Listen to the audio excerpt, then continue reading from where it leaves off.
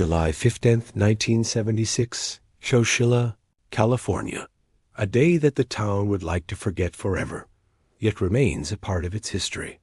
At around 4 p.m., school bus driver Ed Ray was driving 26 students of Dairyland Elementary School home from a summer class trip to the Chowchilla Fairground swimming pool. Ray was described as a humble rancher with a humble day job. Stocky, about 55 years old, a guy you would not want to pick a fight with.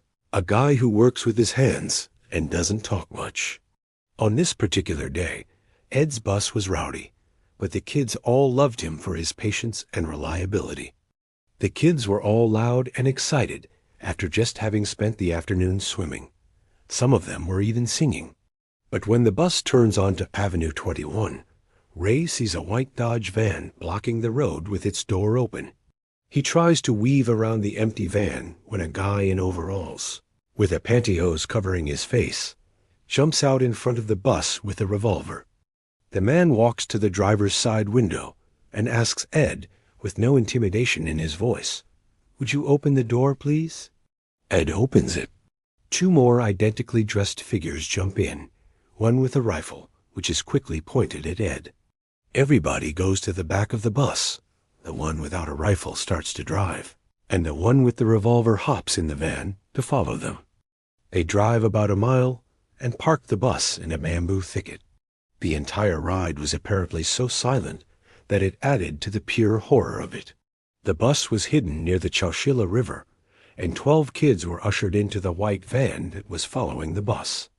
Ray and the other 14 kids got into the back of the second van that was waiting at the location. This one green. There was a partition separating the driver's seat to the back of the van, and all the windows were sealed. Ed and all the kids sat in the backs of these vans for 11 whole hours in the pitch black and extreme heat, all the while scared for their lives, not knowing what was going to happen next. Some of the older kids started to sing songs to try to lighten the incredibly horrible setting and make the younger kids feel better, songs like "If You're Happy and You Know It." Meanwhile, back in town, it only took 15 minutes after the bus not showing up that parents began to wonder what was going on. That's how punctual Ed always was. Within the hour, the missing bus was being talked about on the local news stations. Parents helped police by tracing the route the bus usually took, and by that evening, they found the abandoned bus. Within hours, 30 FBI agents arrived on the scene, and an intense investigation was underway to find the kids and Ed. Late that night, the vans finally arrive at a rock quarry 100 miles away in Livermore, 3:30 in the morning, at which point Ed had been awake for 24 hours. The back doors of the van swing open, and 2 guys are waiting. Ed is the first one out. He's handed a flashlight and then told to strip and then go down a hole with a ladder in it. Above-ground roll calls being taken for the children, and their names are written as they're made to leave the bus one by one. Then they re-stripped and sent to join Ed down the ladder into what was referred to as the hull, which turned out to be an old moving van, which had been placed in a large dugout hole 12 feet underground. Ed immediately worried that the ceiling would cave in or that they'd suffocate. However, there were 2 air shafts, hoses that ran above ground to a tree. There were also some mattresses on the ground and a pathetic amount of necessities: Wonder Bread, peanut butter, potato chips, water jugs, and some holes carved for toilets. After all the kids were inside, one of the captors said, "We'll be back for you." Then a steel plate slid over the entrance and was weighted down by something. They, of course, begged to be let out, and many of the younger children screamed. Then they heard repeated thumps on top of the van. They couldn't see it, but their captors were shoveling dirt on top of the van, burying them alive. Panic ensued in the trailer when it was realized what was happening. Ed tried his best to keep everybody calm. Ed and Michael Marshall, the oldest kid in the group, who was 14, started to push at the lid to try and open it, but it was pointless. So by now, Ed instructed everyone to eat and get some rest. 12 hours later, the food was already consumed, and the ventilation system that was keeping the van cool stopped working, and the hot July air started to fill the tight space. On top of that, the roof of the van started to cave in, and add new time was very limited. The survivors, now adults, recount that around this time, as the walls and ceiling of the van were caving in and there was no food left, that they were starting to realize they wouldn't likely make it out of this alive. Ed and Michael started to pile up the mattresses in the trailer to get to the roof, which had been covered with a heavy sheet of metal and weighted down with 2 100-pound industrial batteries. After hours of effort, Ray and Michael wedged the lid open with a piece of wood and moved the batteries. They then dug away the remainder of the debris block in the entrance.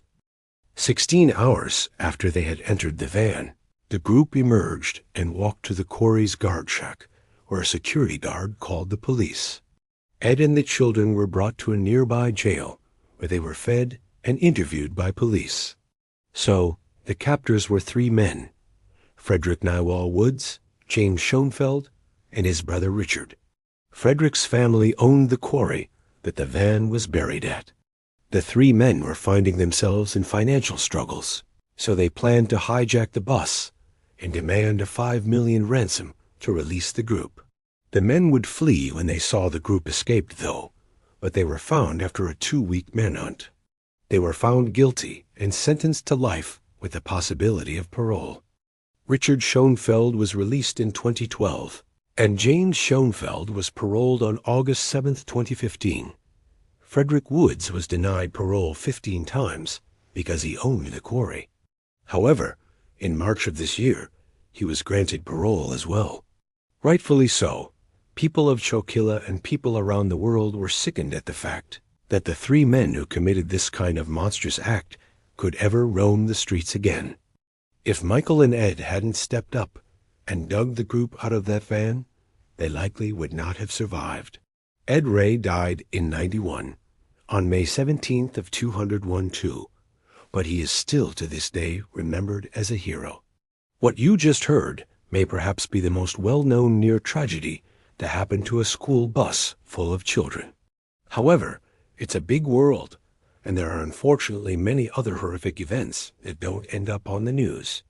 Then, 14-year-old Donald, who wished to have his last name left out, was a student at a high school in Virginia and a member of the school's band.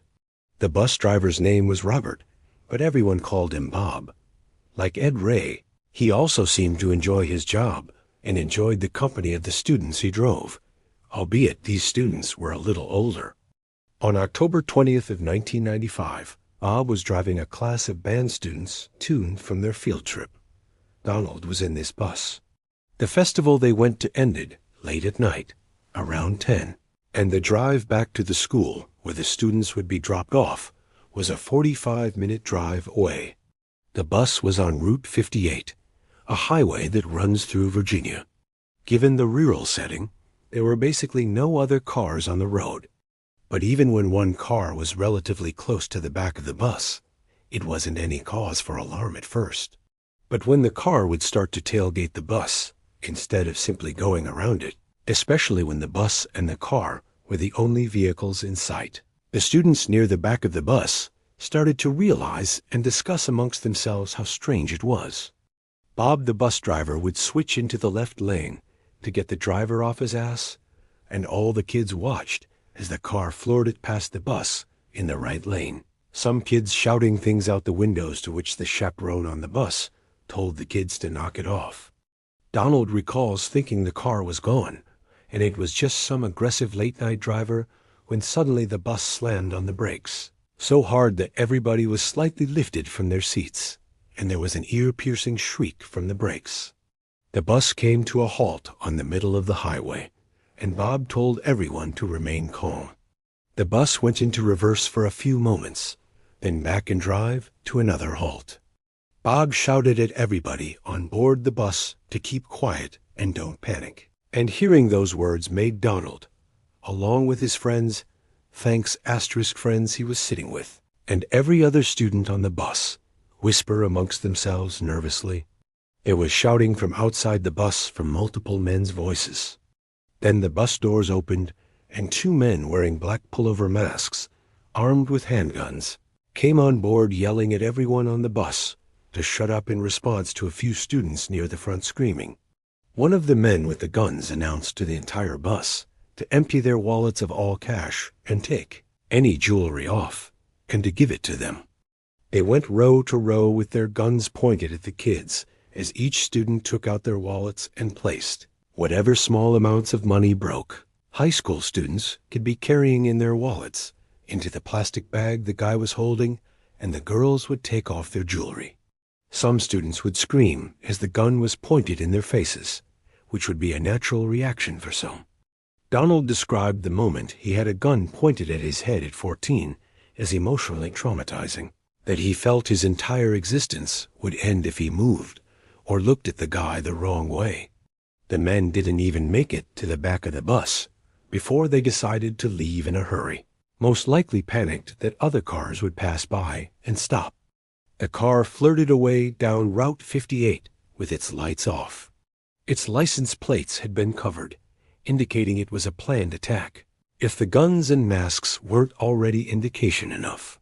Everyone on board made it home okay. Just most of the students, as well as Bob and the chaperone, had been robbed. Unfortunately, bus robberies are a common thing, though, and while most probably aren't caught on video, what you about to see was a school bus traveling along the N4 in Whitbank one Friday night this past February was attacked by armed robbers. The teachers did not know it at the time, but the robbers had laid out rocks on the highway, intending to cause damage to vehicles so that the drivers would stop and the robbers could steal from them at gunpoint. The bus was carrying 4 teachers and the driver. There were no pupils in the vehicle. They were traveling back to the school after an athletics meeting when they hit the rocks and ruptured a tire. There were 3 robbers. 2 were armed with guns and 1 with a knife. The assailants stole cell phones, cash, jewelry, and a smartwatch. The bus driver was hit in the face with a gun and sustained a minor jaw injury, but that was the only injury. The robbers then fled the scene, and eventually a tow truck later pulled over to assist. One of the teachers borrowed the tow truck driver's phone and called her fiancé, who notified the authorities. Police soon arrived, and an investigation began. The robbers have still not been identified. Since buses can carry a lot of people, depending on the intent of the people looking to target them, they may see extra dollar signs just based on the amount of people on board alone. Even though you don't often hear about these things happening on the news, they do happen. In such situations where people are armed with guns, it's always best to just comply with their orders.